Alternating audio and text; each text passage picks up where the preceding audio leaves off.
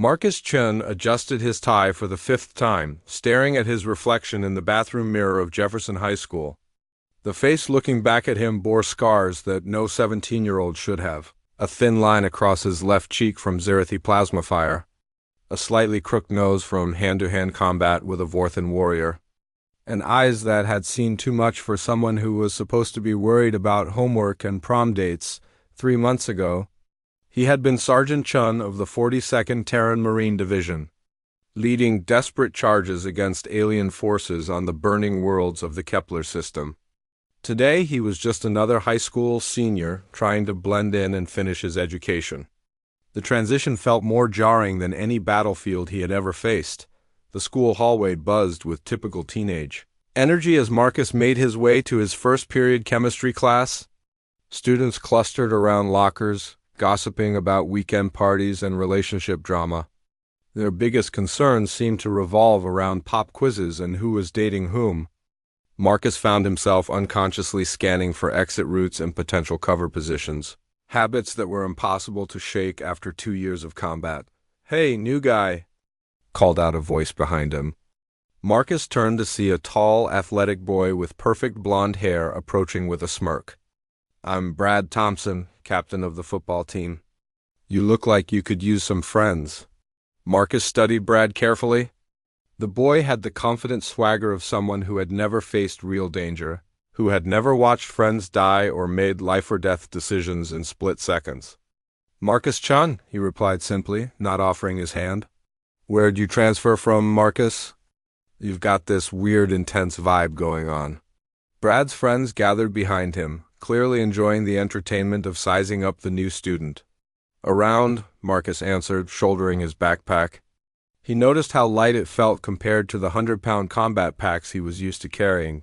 Chemistry class proved to be its own kind of battlefield. Mrs. Henderson, a middle-aged woman with kind eyes and graying hair, welcomed Marcus warmly and assigned him a lab partner named Sarah Kim, a serious girl with thick-rimmed glasses who immediately launched into an explanation of their current unit on molecular structures. As Sarah talked, Marcus found his mind wandering to the Zerathi bioweapons he had encountered on Kepler 442c. Those alien compounds could dissolve human tissue in minutes. And here he was learning about basic chemical bonds as if they were some great mystery. He had seen chemistry in its most deadly applications, watched entire cities reduced to their component elements by weapons that made Earth's nuclear arsenal look like firecrackers. "Are you even listening?" Sarah asked, waving a hand in front of his face. "Sorry," Marcus said, refocusing on the present. "You were explaining covalent bonds?" "Right, so the electrons are shared between atoms, creating a stable structure." Sarah demonstrated with a molecular model. Twisting the colorful plastic spheres together, Marcus nodded, though he was thinking about how similar the structure looked to the power cores he had sabotaged in Zerathi ships. Those cores had used crystalline matrices that operated on principles Earth science was still decades away from understanding. He had destroyed installations containing technology that could revolutionize human civilization. But bringing that knowledge back would raise questions he was not prepared to answer. Lunch period brought new challenges. The cafeteria was a maze of social hierarchies that seemed more complex than military command structures. Marcus grabbed a tray of what appeared to be some form of processed protein and vegetables, though it bore little resemblance to the nutrient paste he had survived on during long campaigns. He found an empty table in the corner, preferring to keep his back to the wall and maintain a clear view of the room's entrances. Old habits died hard. Around him, conversations flowed about sports games, television shows, and social media drama. The normalcy of it all felt surreal. "Mind if I sit here?" Sarah appeared with her own lunch tray, apparently having followed him from the lunch line. "It's a free country," Marcus replied, then immediately regretted the phrase.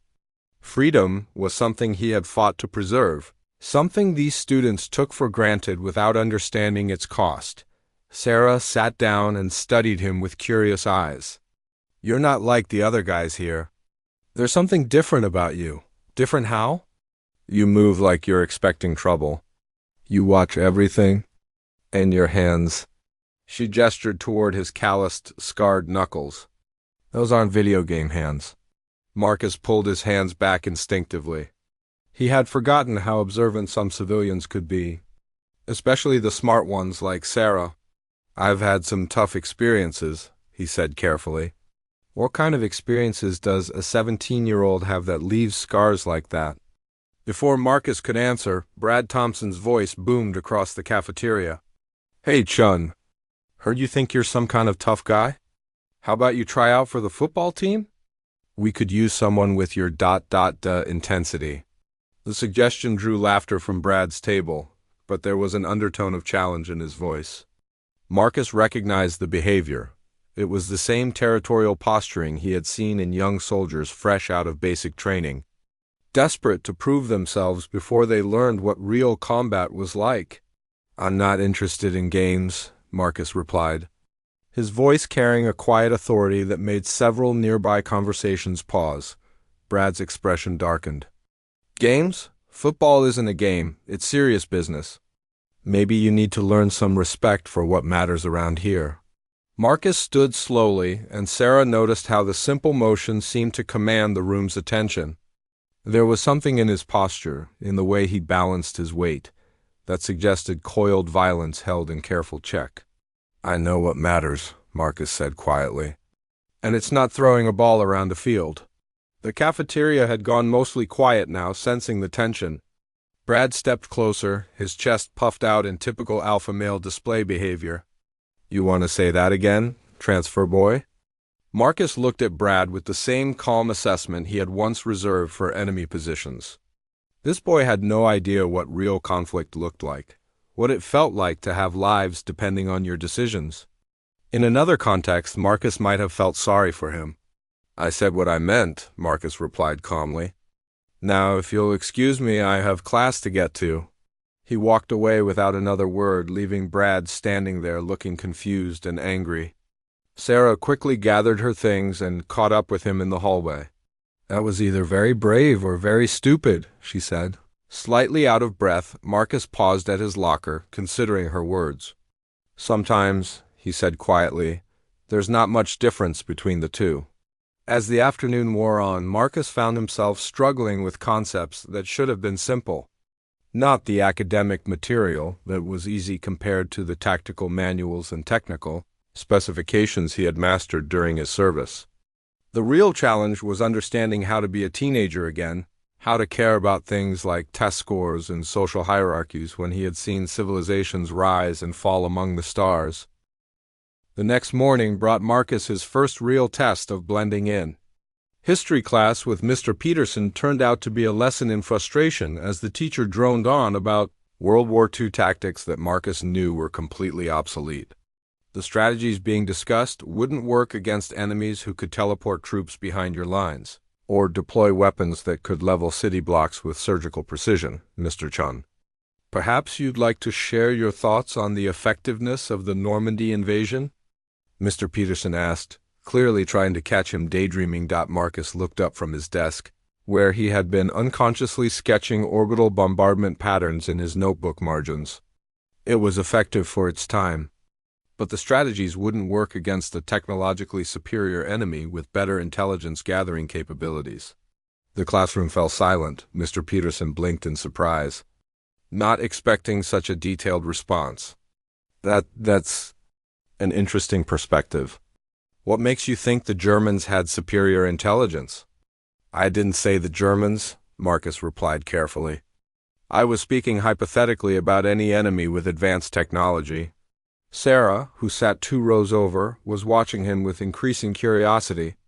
She had noticed his strange comments in other classes too, references to off-world tactics in literature discussions, mentions of energy-based weapons during physics, and now this oddly specific military analysis. Their class, she cornered him by his locker.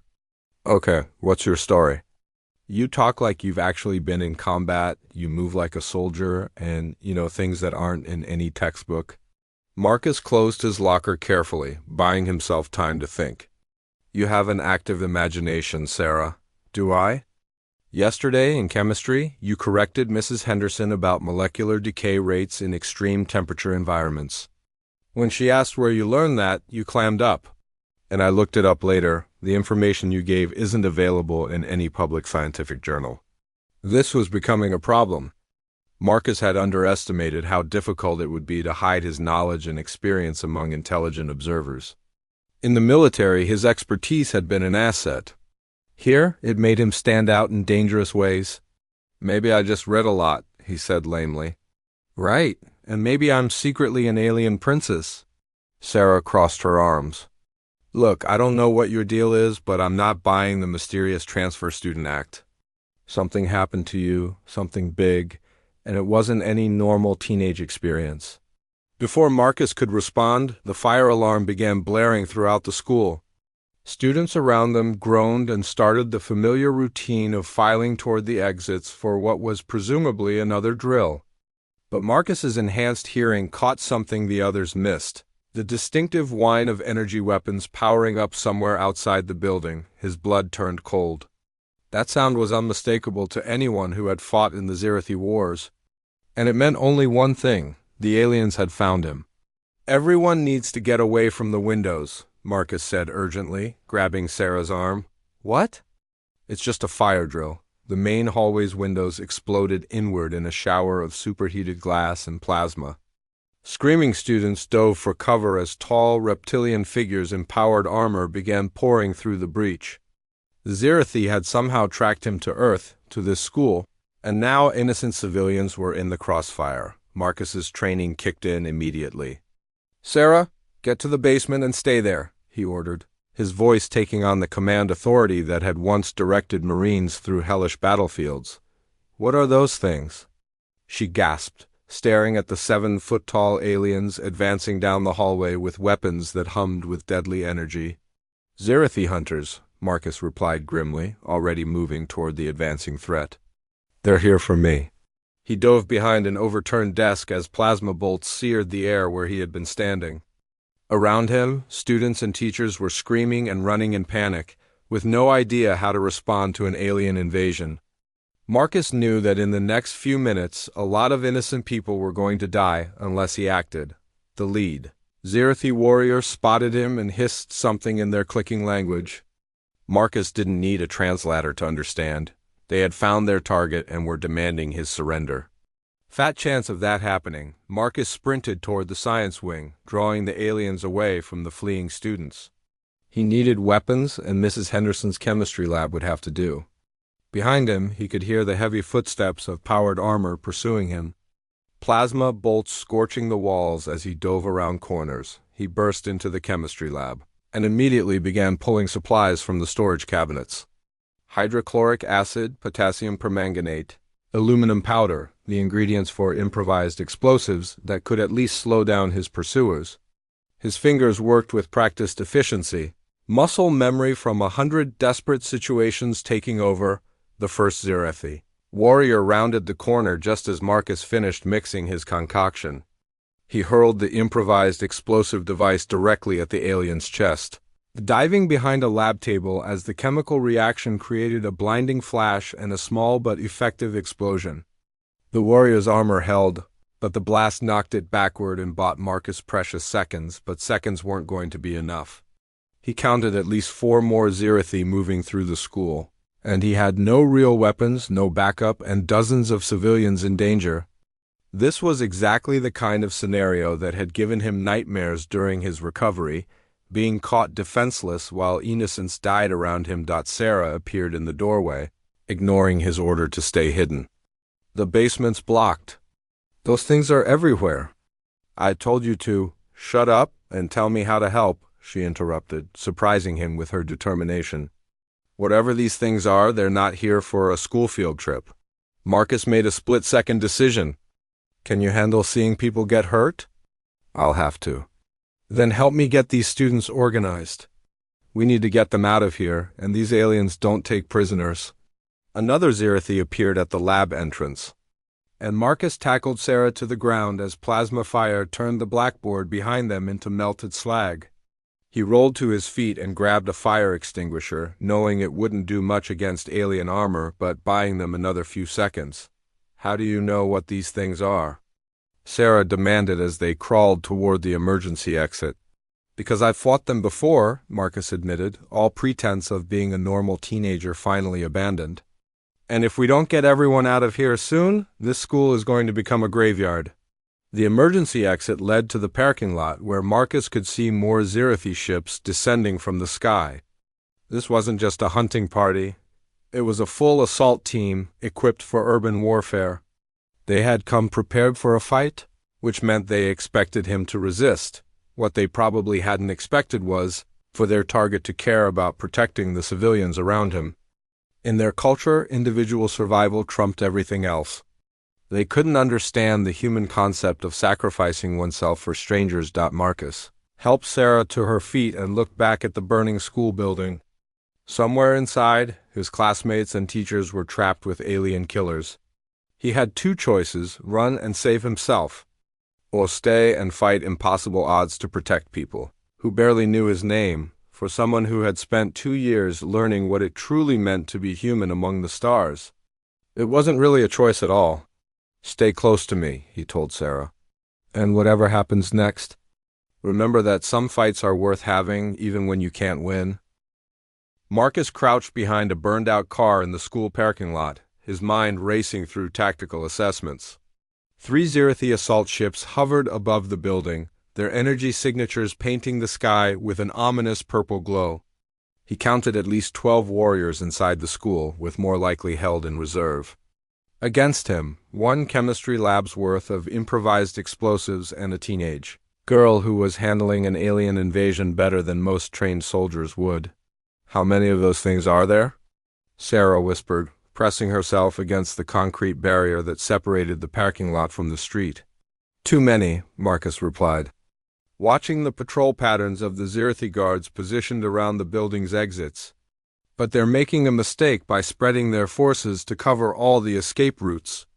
They're thinking like hunters, not soldiers." Sarah stared at him. "You really have fought these things before, haven't you? You're not 17 years old?" "Physically, I am. But 2 years in the Kepler system ages you in other ways."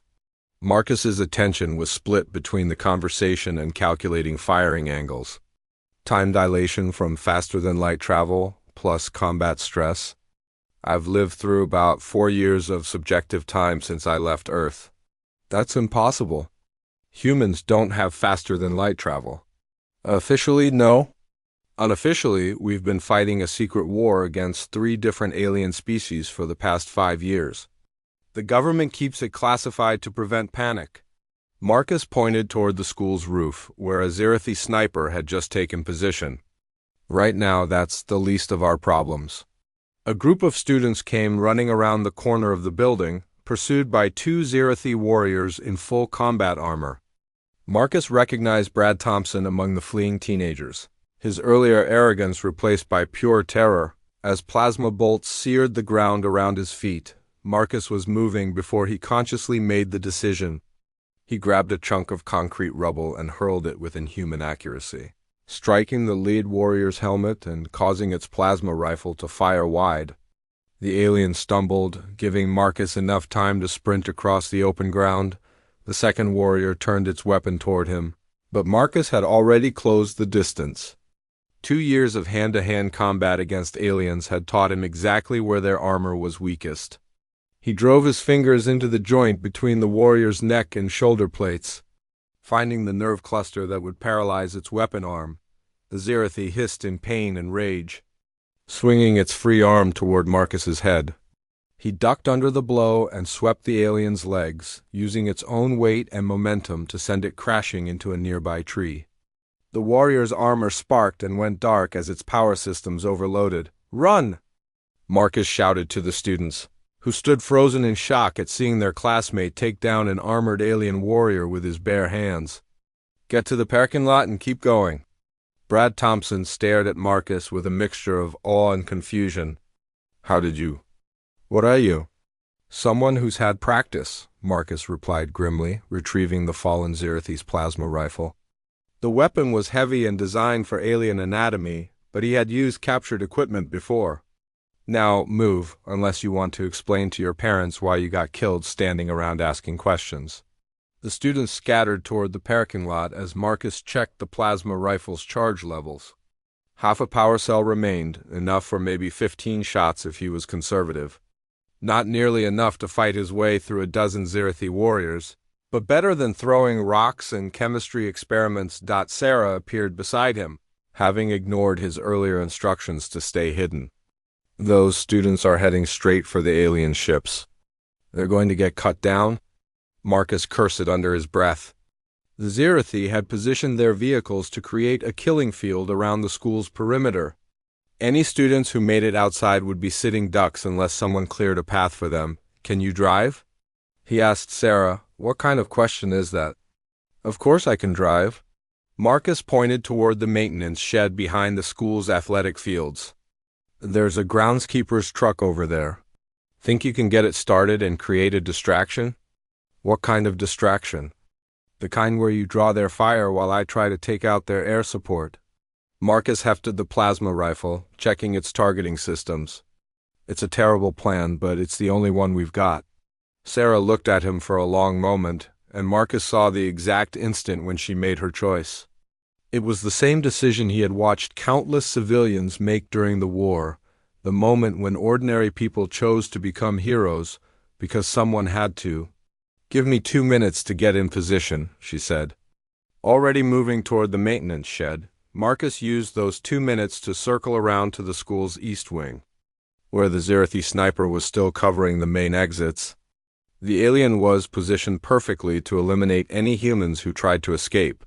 But its elevated position also made it isolated from backup. Marcus climbed the drainage pipe on the building's exterior, his enhanced reflexes and conditioning making the ascent easier than it should have been. The Zirathi sniper was focused on the ground below, confident that no human could threaten it from above. That confidence was about to prove fatal. Marcus hauled himself onto the roof and moved silently across the gravel surface. The sniper's armor was heavier than the warriors below, designed for long-range engagement rather than mobility. Its helmet sensors were directed downward, monitoring the escape routes but not watching for threats from behind. The alien never saw Marcus coming. One swift strike to the base of its skull, where the armored joints created a vulnerable point, and the sniper dropped without firing a shot. Marcus caught the body before it could make noise and carefully lowered it to the roof.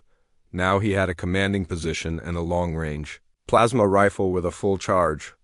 The 3 Zirathi ships hovering above the parking lot were maintaining a standard patrol formation, confident in their technological superiority and numerical advantage. They were about to learn why. Humans had earned a reputation among the galaxy's warrior species. Marcus sighted on the nearest ship's engine housing and squeezed the trigger. The plasma bolt struck home with devastating effect, causing a cascade failure in the ship's power systems. The vessel spun out of control and crashed into the parking lot.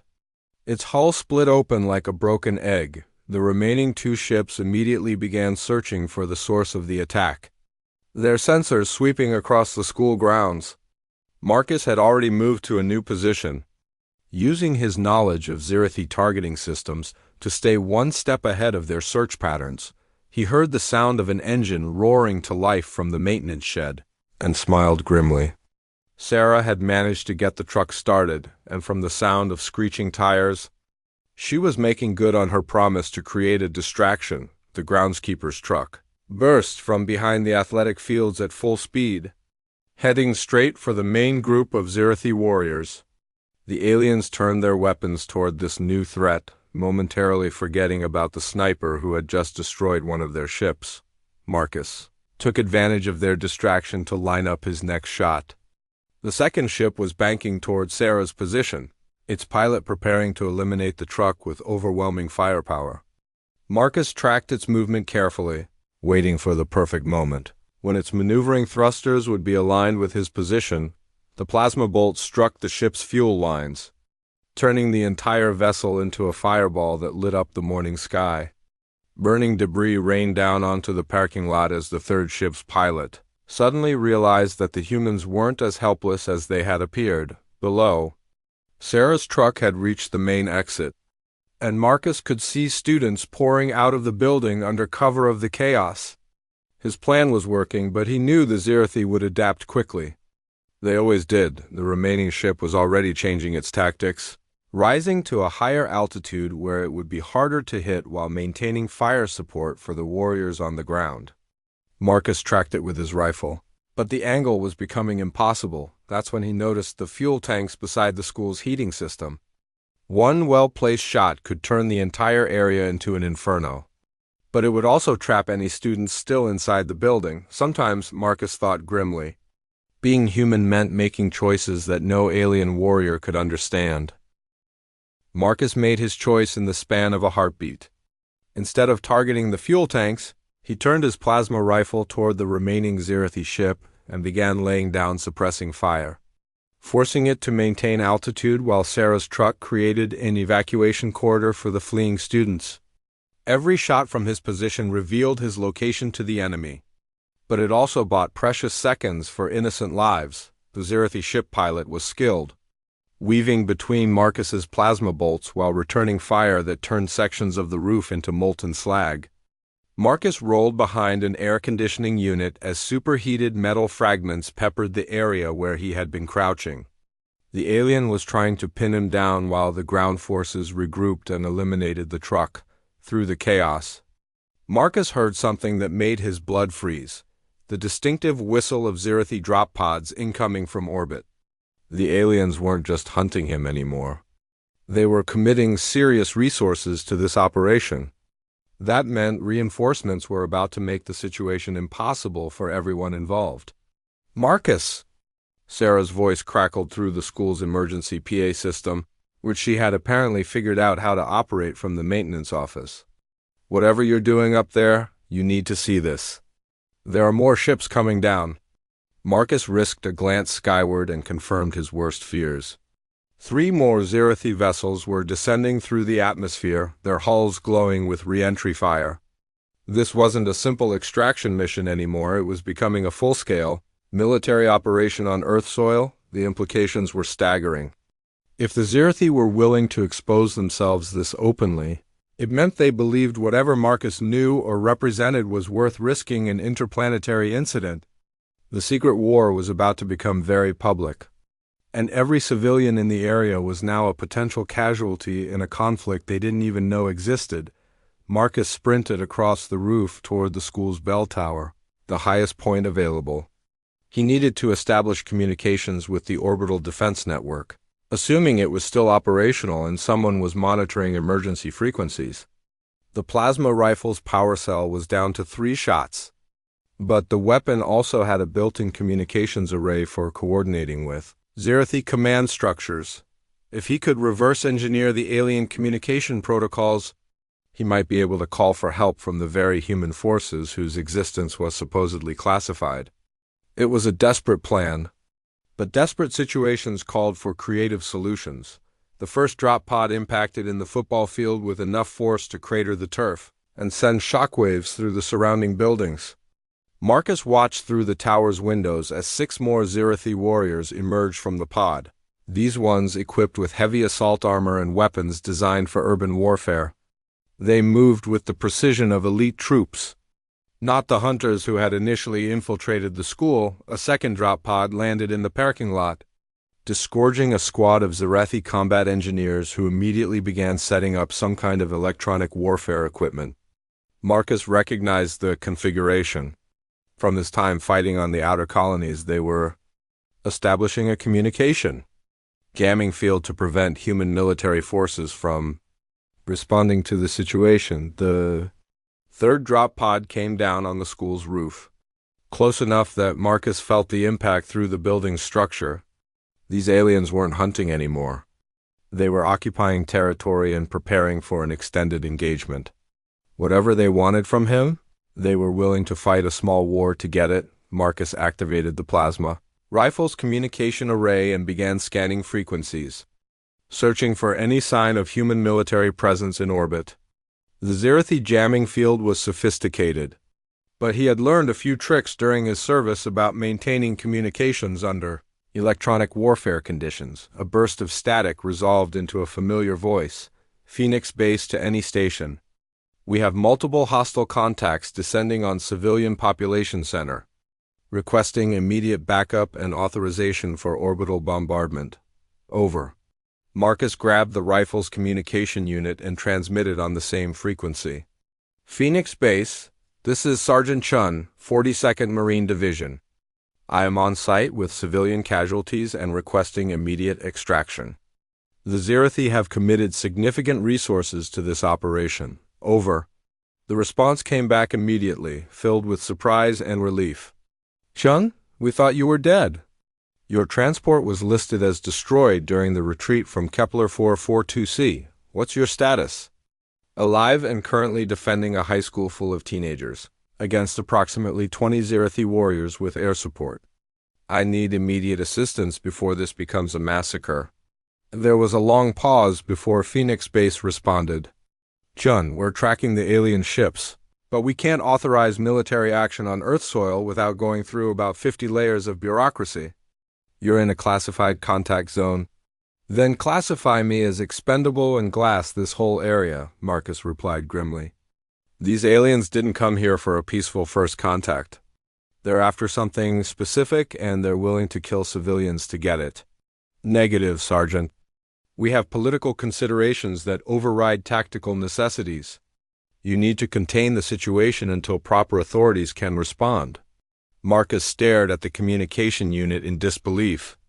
After everything he had sacrificed fighting in the outer systems, after watching friends die to keep Earth safe from alien invasion, his own command structure was abandoning him because of paperwork and politics. Understood, Phoenix Base, he said finally. Chun out. He smashed the communication unit against the tower wall, feeling a familiar rage that had kept him alive through 2 years of impossible battles. The Zirathi were escalating their presence on the ground, civilians were in immediate danger, and his own people were paralyzed by bureaucratic concerns. Fine, he had fought alone before. Marcus climbed down from the tower and made his way back to the main roof area. The remaining Zirathi ship was maintaining a lower altitude now, providing close air support for the warriors who were systematically searching the building. He could hear plasma fire from inside the school, which meant some students or staff were still trapped and under attack. He had 3 shots left in his captured weapon. No backup coming, and at least 25 alien warriors who wanted him dead or captured. The smart move would be to escape while the aliens were focused on the building, and try to reach friendly forces outside the jamming field instead. Marcus checked his watch and calculated how long it would take Sarah to finish evacuating the building's west wing, where the art and music rooms provided multiple exit routes. If he could hold the Zirathi attention for another 10 minutes, most of the civilians would clear the immediate danger zone. He raised the plasma rifle and sighted on the hovering ship's main engine housing. 2 years of combat had taught him that being smart and being human weren't always the same thing. Sometimes, you had to choose between tactical wisdom and moral necessity. Marcus squeezed the trigger and watched. His second-to-last shot streaked toward the Zirathi ship. Whether or not backup arrived, whether or not he survived the next 10 minutes, those students were going to make it out alive.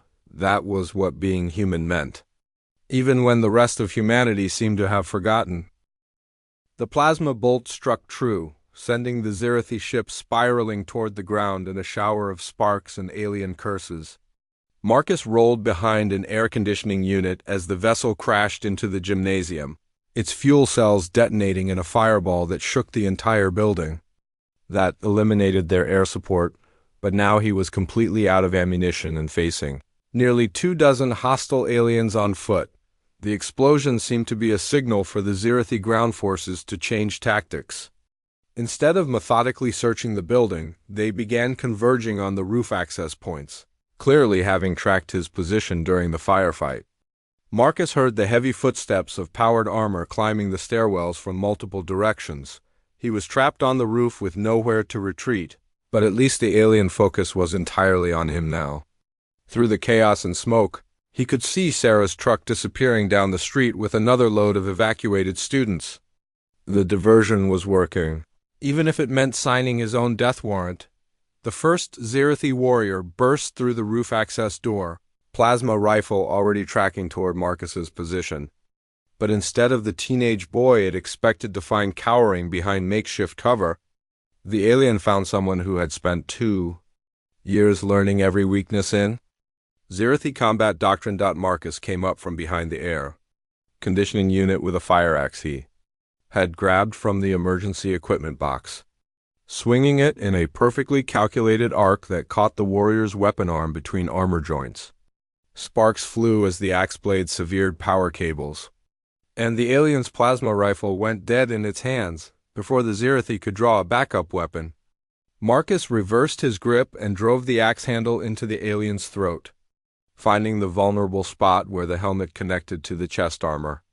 The warrior dropped like a stone, its nervous system overloaded by the precise strike. 2 more aliens appeared at different roof access points, having coordinated their assault to prevent Marcus from focusing on a single threat. He grabbed the fallen warrior's backup plasma pistol and dove behind a ventilation shaft as energy bolts seared the air. Around him, the problem with fighting multiple opponents in powered armor was that they could afford to be patient. They had superior firepower, better protection, and numerical advantage. All they had to do was pin him down and wait for reinforcements to arrive. Marcus needed to change the tactical situation. Before more aliens reached the roof, he spotted what he needed. Near the school satellite, DISH array, several high-voltage power cables that fed the building's electrical systems. The cables were thick enough to carry serious current, and more importantly, they were positioned between him and the Zirathi warriors. Marcus fired his last 2 plasma bolts not at the aliens, but at the junction boxes controlling the power cables. Sparks erupted across the roof as electrical systems, overloaded and high-tension wires, whipped through the air like massive electric snakes. The Zirathi warriors found themselves caught in a web of live electrical cables, their metal armor suddenly becoming a liability instead of an asset. The aliens scattered, trying to avoid electrocution while maintaining their assault on Marcus's position. But the chaotic electrical discharge was interfering with their armor's targeting systems, and the crackling energy made it impossible to coordinate their movements effectively. Marcus used the confusion to sprint toward the school's clock tower, the only structure on the roof that offered elevation advantage and solid cover. Behind him, he could hear more Zirathi warriors reaching the roof level, their numbers growing as reinforcements poured up from the building below. He reached the tower's base, just as a plasma bolt scorched the wall beside his head. 20 feet of vertical climb stretched above him, with no cover and multiple aliens converging on his position. It should have been a death trap, but Marcus had learned something during his service that the Zirathi couldn't comprehend. Sometimes the impossible was just another word for necessary. Marcus began climbing the tower's exterior with inhuman speed, using techniques he had developed for scaling alien fortifications under fire. His enhanced reflexes and conditioning, products of military enhancement procedures that officially didn't exist, allowed him to move faster than the Zirathi targeting systems could track. Plasma bolts struck the tower around him, sending chunks of concrete and metal raining down on the aliens below. But Marcus kept climbing, driven by the knowledge that Sarah and the other students needed more time to clear the danger zone. He reached the clock tower's observation level and immediately began assessing the tactical situation from his new vantage point. The Zirathi had at least 15 warriors on the roof now, with more climbing through access points every few seconds. Down in the parking lot, he could see their combat engineers setting up what looked like a quantum communications array. They were preparing to call in heavier reinforcements, but Marcus also saw something the aliens had missed. Several blocks away, a convoy of unmarked black vehicles was approaching at high speed. The cavalry was finally coming, though probably too late to prevent significant casualties. A Zirathi warrior with enhanced jumping capabilities landed on the observation deck behind Marcus. having used its armor's boost systems to reach his position. The alien was armed with a close combat weapon designed specifically for confined spaces. A plasma blade that could cut through nearly any material. Marcus had no weapons left except his hands and his training. Against a 7-foot-tall alien in powered armor, that should have been suicide. But 2 years of desperate combat had taught him that humans possessed advantages that couldn't be measured in firepower or protective systems. The Zirathi warrior struck with professional precision, its plasma blade carving through the air where Marcus had been standing a split second earlier. But Marcus was no longer fighting like a human. He was fighting like someone who had learned to think 3 moves ahead of aliens who were stronger, faster, and better equipped than any terrestrial opponent. He ducked under the blade strike and grabbed the alien's weapon arm, using the warrior's own momentum to slam it against the tower wall. The impact sent cracked spider webbing through the concrete. But the alien's armor absorbed most of the damage. The Zirathi tried to bring its other arm around in a backhand strike that would have crushed Marcus's skull. Instead, it found empty air as Marcus dropped and swept the alien's legs, sending the heavily armored warrior crashing through the observation deck safety railing. The alien fell 20 feet and landed on a group of its comrades, the impact creating enough chaos to disrupt their assault coordination. Marcus watched from above as more unmarked vehicles arrived in the distance, their occupants deploying with military precision that suggested serious human military intervention was finally beginning. But the Zirathi weren't finished. Their quantum communications array was almost operational, and Marcus could see the energy signatures building toward a transmission burst that would bring orbital reinforcements. If those ships arrived, no amount of human ground forces would be able to contain the situation. Marcus looked down at the plasma blade the fallen warrior had dropped, its edge still glowing with contained energy. The weapon was too heavy for extended use by human hands, but it only needed to function for a few more minutes.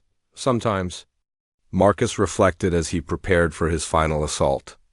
Being human meant accepting that some victories could only be measured in what you prevented, not what you accomplished. He gripped the alien weapon and prepared to discover just how much damage one determined human could inflict before the universe finally caught up with him. Marcus leaped from the clock tower, the stolen plasma blade igniting the air around him as he descended toward the Zirathi quantum communications array.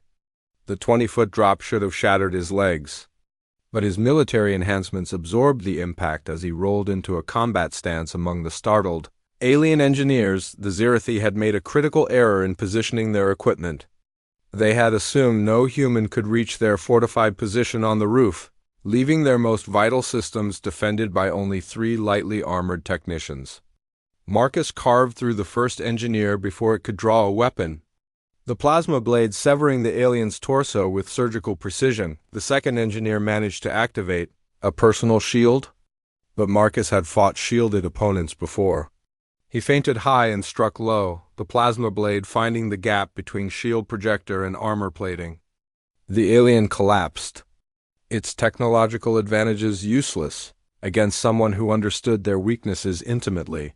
The third engineer was already transmitting a distress signal when Marcus reached the communications array. The quantum transmission dish was charging for a burst that would reach the Zirathi fleet in high orbit, calling down enough firepower to level several city blocks. Marcus had perhaps 10 seconds before the transmission completed.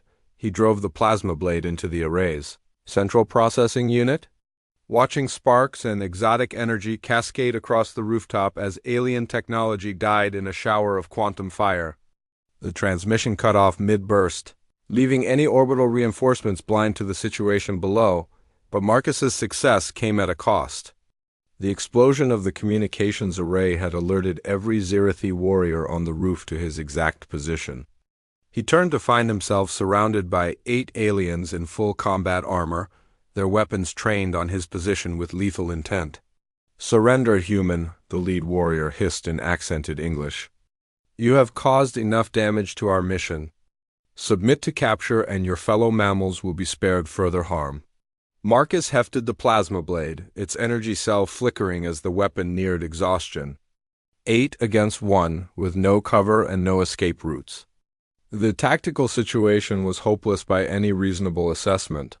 "I've got a counteroffer," Marcus replied, settling into a combat stance that had kept him alive through battles across 3-star systems. "You leave Earth now, and I'll let some of you live long enough to report your failure to command." The aliens exchanged glances, clearly puzzled by his defiance in the face of overwhelming odds. They had studied human military doctrine extensively, but they had never encountered someone who fought with the desperate innovation that came from protecting something more important than your own survival. The lead warrior raised its plasma rifle, preparing to end the standoff with overwhelming firepower. That's when the first missile struck the school's east wing, sending a shockwave across the roof that knocked half the aliens to their knees. Marcus looked up to see human military aircraft screaming across the sky, their weapon systems locked onto the remaining Zirathi positions. The black vehicles he had spotted earlier were disgorging soldiers in advanced combat gear, while overhead, orbital defense platforms were finally dropping their cloak of secrecy. The secret war was secret no longer. "Phoenix Base to all stations," a voice crackled over military communication channels. "We have authorization for full engagement. All Zirathi forces are designated hostile. Weapons free? Weapons free?" The aliens on the roof suddenly found themselves caught between Marcus's plasma blade and a squadron of human fighters diving toward their position. Their tactical advantage evaporated as advanced human military technology revealed itself for the first time in public, but the lead Zirathi warrior wasn't finished. Instead of retreating, it activated what Marcus recognized as a suicide charge, a plasma grenade, powerful enough to destroy everything within a 50-meter radius. The alien is willing to die if it could take Marcus and a significant portion of the school with it. "Primitive mammals," the warrior hissed, its hand closing around the grenade's activation switch. "Your species will burn for this defiance." Marcus didn't hesitate. He launched himself at the alien, tackling it around the midsection and driving both of them toward the roof's edge. The Zirathi warrior tried to detonate the grenade, but Marcus locked his hand around the alien's wrist, preventing the final activation. They crashed through the safety railing and began falling toward the parking lot below, locked in a deadly struggle 40 feet above the concrete. The plasma grenade's timer was still counting down, its detonation inevitable unless Marcus could somehow separate it from its WRL. As they fell, Marcus saw Sarah standing beside the emergency vehicles that had just arrived. Her face turned upward in horror as she watched him grapple with the alien warrior. Around her, paramedics and firefighters were treating wounded students. While military personnel established a perimeter around the school, everyone was safe. The evacuation had worked, the communications array was destroyed, and human military forces were finally engaging the alien threat. Marcus had accomplished everything he had set out to do. Even if the cost was higher than he had hoped, he looked into the Zirathi warrior's eyes and saw the exact moment when the alien realized what was about to happen. Marcus wasn't trying to survive the fall or escape the grenade's blast radius. He was ensuring that both of them would be far enough from the school to protect the civilians below. "This is what being human means," Marcus told the alien warrior as they plummeted toward the ground. "We don't fight because we're strong. We fight because someone has to." The plasma grenade detonated just before impact, creating a brilliant flash that could be seen for miles. When the light faded, a crater marked the parking lot where Marcus Chun and the Zirathi warrior had made their final stand, but the school was intact. The students were alive, and for the first time in 5 years, humans and aliens would meet openly, with the entire world watching. The secret war was over, replaced by something that might eventually become peace. Sarah knelt beside the crater's edge, tears streaming down her face as she clutched a piece of Marcus's torn jacket that had been thrown clear by the explosion. Around her, human soldiers and alien survivors were beginning the delicate process of first contact. Guided by protocols that had been written in blood across a dozen worlds. In the distance, news helicopters circled like vultures, broadcasting humanity's first glimpse of the larger universe. The story they would tell would be incomplete, sanitized for public consumption. But Sarah knew the truth about the boy who had returned from an impossible war only to fight one last battle in a high-school hallway. Sometimes, being human meant making sacrifices that no one would ever fully understand. Marcus Chen had carried that burden from the stars to the classroom, and in the end, he had proven that some things were worth fighting for, no matter the cost. 6 months after the Jefferson High incident, Sarah Kim stood before the United Nations Assembly, addressing representatives from 27 human nations and 12 alien species. The chamber fell silent as she approached the podium, carrying a worn piece of fabric that had become the most recognizable symbol of humanity's entry into galactic civilization. "My name is Sarah Kim, and I was there when Marcus Chun chose to save a school full of strangers instead of saving himself," she began, her voice carrying clearly through the translation systems that now connected dozens of different languages and communication methods. "I want to tell you about what it means to be human." The alien delegates listened with varying degrees of interest and skepticism. The Zirathi representative, a warrior diplomat named Veshkar, had been particularly vocal about humanity's reckless disregard for rational self-preservation during previous sessions. The Vorthan contingent maintained their species' characteristic stoicism, while the newly contacted Zephyrians displayed the nervous energy that marked their first formal diplomatic gathering. "Before that day, I thought courage meant not being afraid," Sarah continued. "I thought strength meant winning fights, and wisdom meant making smart choices. Marcus taught me that sometimes being human means making choices that don't make sense to anyone else." She held up the piece of Marcus's jacket, torn and scorched but still bearing the faded insignia of the 42nd Marine Division. "This belonged to someone who fought in your wars, learned your tactics, and understood your weaknesses. He could have used that knowledge to escape when the Zirathi hunters found him. Instead, he stayed to protect people who barely knew his name." Veshkar shifted uncomfortably in his specialized seating. The Zirathi had spent months analyzing the Jefferson High engagement, trying to understand how one human had neutralized a full assault team using improvised tactics and captured equipment. Their military academies now taught courses on human irrationality, factors in combat planning. The human military enhancement programs produced soldiers who were stronger and faster than baseline humans, the Zirathi delegate interjected, his translator rendering his clicking speech into precise English. "Your Marcus Chun was simply following his conditioning to protect group survival over individual preservation?" Sarah smiled sadly. "That's exactly what someone who doesn't understand humans would say. Marcus wasn't enhanced when he made the choice to tackle a suicide bomber and fall 40 feet to save strangers. That was just him deciding that some things matter more than staying alive." The Vorthan representative, Ambassador Kralnog, leaned forward with interest. "Explain this choice. In what tactical doctrine does individual sacrifice for non-related group members provide strategic advantage?" "It doesn't," Sarah replied. "That's the point. We don't do it because it's smart or because it helps us win. We do it because it's right." The concept had been puzzling alien diplomatic corps for months. Every major species in the galactic community had evolved sophisticated survival strategies, complex social hierarchies, and rational approaches to resource allocation.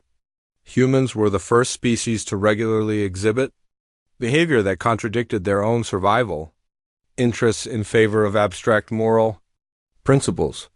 "Our psychologists have studied your military records," offered the Zephyrian delegate, her translated voice carrying the musical tones of her native language.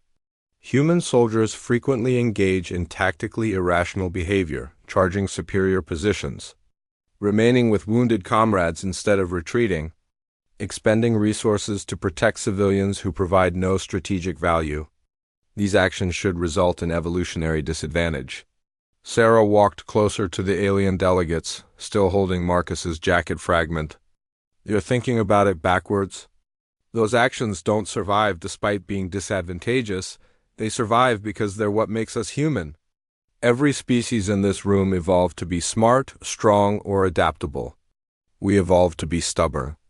She gestured toward the observation gallery, where human families sat alongside alien dignitaries, watching history unfold. Marcus Chun was 17 years old when he decided that protecting his classmates was more important than following orders, more important than tactical wisdom, and more important than his own life. He made that choice because someone had to, and he was the one there to make it. The Chamber's translation system struggled momentarily as several alien delegates attempted to vocalize concepts that didn't exist in their languages. The idea of voluntary self-sacrifice for unrelated individuals was so foreign to most galactic species that they literally lacked words to describe it. Ambassador Kralnog was the first to speak. This behavior pattern appears throughout human historical records. Individuals sacrificing optimal outcomes for group benefit, even when group survival is not immediately threatened. Your species regularly chooses moral idealism over practical advantage. Yes, Sarah said simply. And that's why we're here talking to you instead of fighting you. The statement sent ripples of discussion through the alien delegations. The Zirathi had initially planned to conquer humanity after their first encounters with human colony worlds. The Vorthans had considered humans too primitive for meaningful contact. The Zephyrians had nearly written Earth off as strategically irrelevant. Then the Jefferson High incident had been broadcast across every communication network in the galaxy, showing a human teenager choosing to die protecting strangers from an alien assault team. The footage had sparked intense debate among alien military strategists and philosophers, forcing them to reevaluate everything they thought they understood about human psychology. The tactical implications are significant, Deshkar admitted reluctantly. Human military units exhibit cohesion factors far exceeding rational parameters. Soldiers who should retreat continue fighting. Commanders sacrifice advantageous positions to protect subordinates. Entire units choose destruction over surrender when retreat would preserve force capability. Sarah nodded. Marcus learned to fight from soldiers like that. They taught him that winning isn't the same as being right and being smart isn't the same as being human. When the Zirathi came for him, he had to choose between escaping like a smart soldier or staying like a good human. She placed Marcus's jacket fragment on the podium where all the delegates could see it. This piece of cloth represents someone who chose to be human when it mattered most. It represents the decision to protect others even when protection is impossible. To fight for principles even when principles don't make tactical sense. The Zephyrian delegates' feathers ruffled with what their species displayed as deep thought. Your proposal for the memorial station. This is connected to these behavioral patterns? Sarah smiled for the first time since beginning her address. The Marcus Chun Memorial Station will be built at the L4 Lagrange point, exactly where humanity's first deep space colony would have been established. Instead of a military installation or resource extraction facility, it will be a neutral meeting place where any species can come to resolve conflicts without violence. The assembled delegates considered this proposal with varying degrees of bewilderment. A space station dedicated to peace talks, positioned at one of the most strategically valuable locations in Earth's solar system, defended only by international law and the hope that rational beings would respect neutral ground. This station will possess no military defenses, Deshkar pointed out. Any hostile force could destroy it easily. That's the point, Sarah replied. It will survive because destroying it would be wrong, not because destroying it would be difficult. Just like Marcus chose to protect his school because it was right, not because it was smart. The Vorthan ambassador made a sound that the translators rendered as thoughtful rumbling. Humans appear to believe that moral principles possess inherent protective value independent of enforcement mechanisms. We do, Sarah confirmed. And weird as it sounds, we're usually right. The galaxy is full of species that are stronger, smarter, and more advanced than humans. But we're the ones sitting here talking about peace instead of planning the next war. As she spoke, Sarah thought about the boy who had returned from impossible battles among the stars, only to fight his last battle in a school hallway. Marcus had never lived to see this moment, never witnessed the peace talks his sacrifice had made possible. But somehow, Sarah knew he would have approved of what his death had accomplished. The memorial station would be built. She was certain of that now. Humans would always choose hope over wisdom, principle over pragmatism, and stubborn idealism over smart surrender. It wasn't rational, it wasn't safe, and it wasn't strategically sound. It was just human. And as Sarah looked out over the assembly of alien delegates, who were slowly learning what that meant, she realized that sometimes being human was exactly what the universe needed, even when the universe didn't understand it yet.